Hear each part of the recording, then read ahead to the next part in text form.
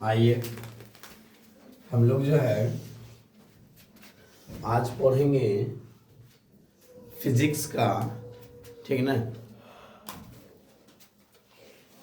या फिजिक्स में हम लोग आज पढ़ने वाले हैं, किसमें जी?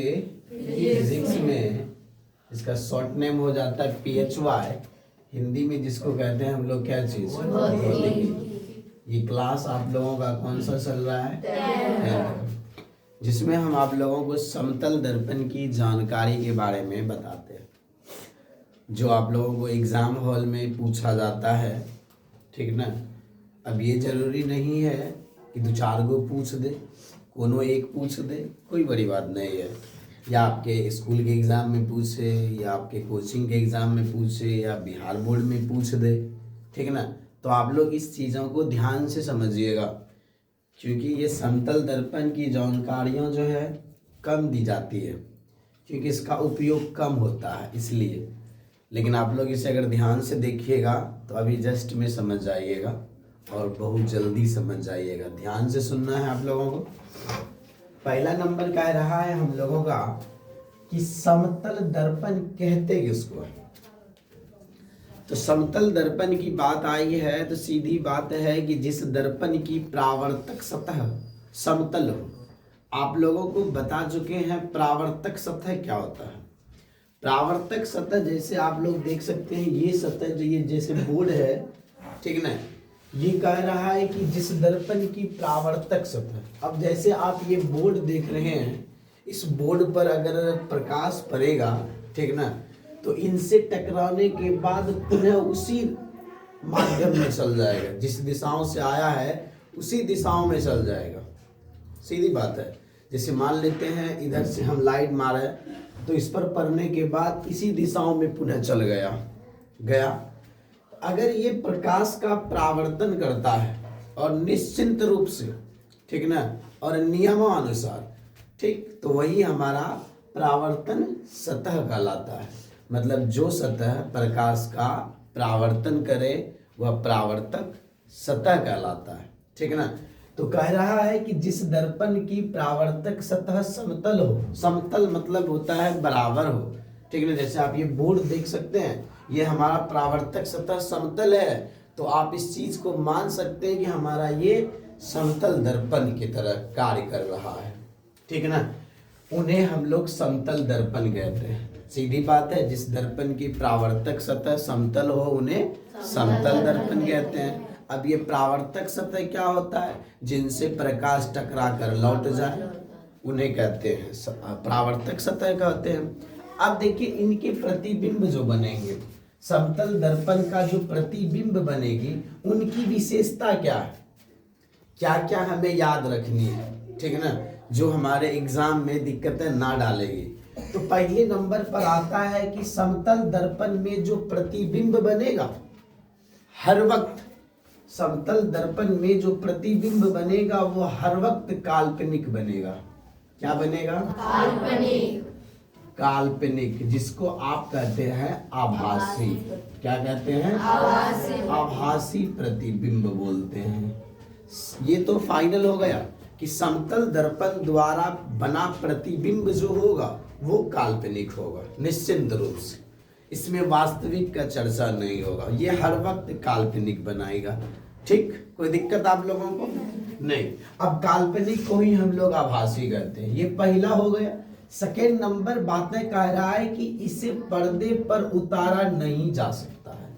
इससे पहले ही हम लोग पढ़ चुके हैं, जो वास्तविक चीज होता है, ठीक ना, जो वास्तविक चीज होता है उन्हें पर्दे पर उतार सकते हैं, काल्पनिक चीजों को पर्दे पर नहीं उतार सकते। तो आप लोग वास्तविक और काल्पनिक प्रतिबिंब पढ़ चुके हैं। तो वास्तविक प्रतिबिंब को पर्दे पर उतारा जाता है और काल्पनिक प्रतिबिंब को पर्दे पर नहीं उतारा जाता है। जब यहाँ पहले ये बोल दिया कि इस समतल दर्पण के द्वारा बना प्रतिबिंब जो होगा वो काल्पनिक होगा, तो क्या इन्हें हम पर्दे पर उतार सकते हैं? नहीं उतार सकते। सेकेंड नंबर कार्य हो गया, इसका विशेषता हो गया कि इन्हें पर्दे पर नहीं उतारा जा सकता है। उतारा जा सकता है।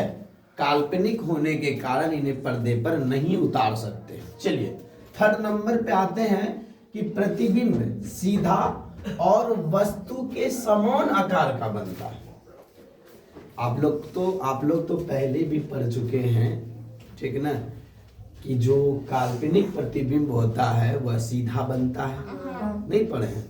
काल्पनिक प्रतिबिंब जो होता है वो क्या बनता है? सीधा बनता है। चलिए अच्छी बात है कि आप लोग पढ़ चुके हैं कि इसका प्रतिबिंब जो होगा सीधा होगा, लेकिन एक कारण बता दिया इसमें कि जितना गो के वस्तु होगा उतने गो का प्रतिबिंब होगा, ठीक ना।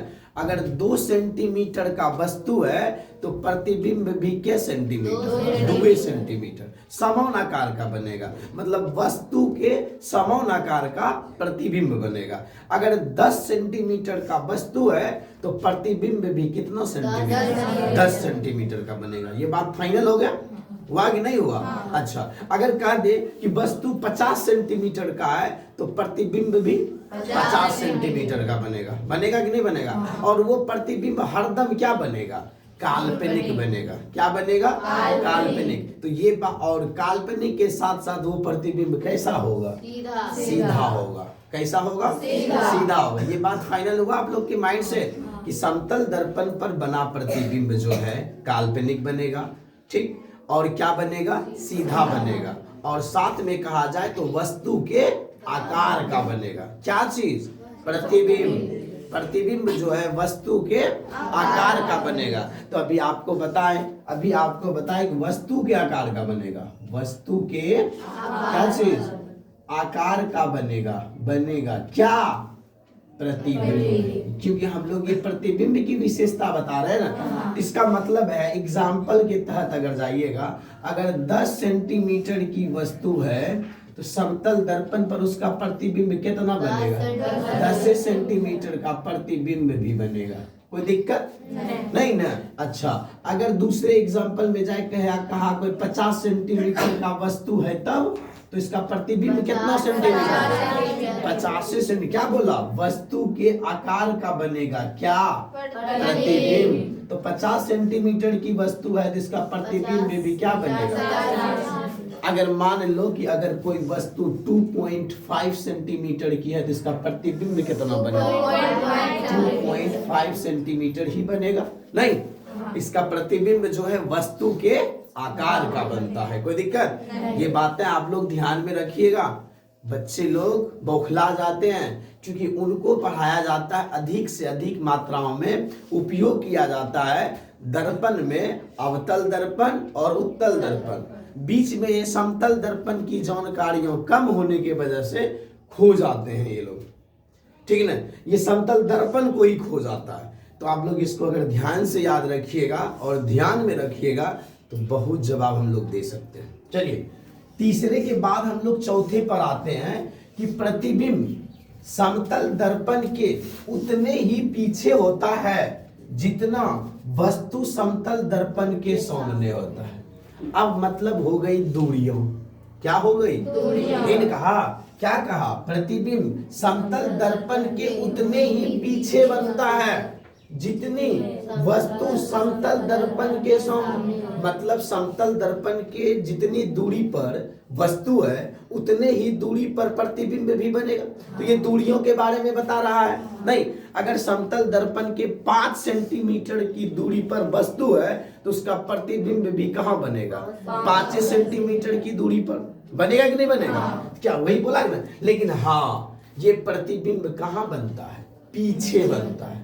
कहाँ बनता है? पीछे। वस्तु तो आगे रखी जाती है लेकिन इसका प्रतिबिंब कहाँ बनता है? पीछे बनता है। इसका प्रतिबिंब जो हो जाता है, प्रतिबिंब जो है, प्रतिबिंब कहाँ बनता है? पीछे बनता है। प्रतिबिंब पीछे। अब कोई वस्तु को आगे जितना दूरियों पर रखेंगे उतनी ही दूरी पर उसका प्रतिबिंब बनेगा, लेकिन कहाँ बनेगा? पीछे बनेगा। कहाँ बनेगा? पीछे। चलिए कोई दिक्कत तो आप लोग को नहीं है। उसके बाद कह रहा है कि 5वें नंबर पर यह पार्श्व विपरिवर्तन को दर्शाता है। अब पार्श्व विपरिवर्तन क्या होता है? जब आप इसका परिभाषा पढ़ेंगे ना तो आपको ये बातें समझ में आ जाएगी। तो आगे हम लोग क्लास में इसकी परिभाषा देखेंगे, तब आपको ये बात समझ में आएगी। थोड़ी देर के लिए इसको हम लोग रहने देते हैं, ठीक। अगला अगर देखें तो कह रहा है कि प्रतिबिंब दर्पण के कहाँ बनता है? पीछे बनता है। समतल दर्पण में प्रतिबिंब कहाँ बनता है? तो समतल दर्पण के पीछे बनता है, ठीक है ना। उसके बाद कह रहा है आप लोगों से, समतल दर्पण की फोकस दूरी और वक्रता त्रिज्या क्या होती है? अनंत होता है, ठीक ना। आप लोगों से पूछ दे ऑब्जेक्टिव में कि समतल दर्पण की फोकस दूरी क्या होती है, तो क्या होती है? अनंत होता है। क्या होता है? समतल दर्पण की फोकस दूरी बोले या वक्रता त्रिज्या बोले, वो दोनों क्या होते हैं? अनंत होता है। ये ऑब्जेक्टिव में आप लोगों से पूछ सकता है। कोई दिक्कत? हेलो, कोई दिक्कत नहीं। उसके बाद आने के बाद कह रहा है कि समतल दर्पण का आवर्धन को हम लोग m से सूचित करते हैं। आगे की क्लास में हम लोग पढ़ेंगे, ठीक ना। कह रहा है समतल दर्पण का आवर्धन हमेशा क्या होता है? +1 होता है। क्या होता है? +1। समतल दर्पण का आवर्धन जो है +1 होता है हमेशा।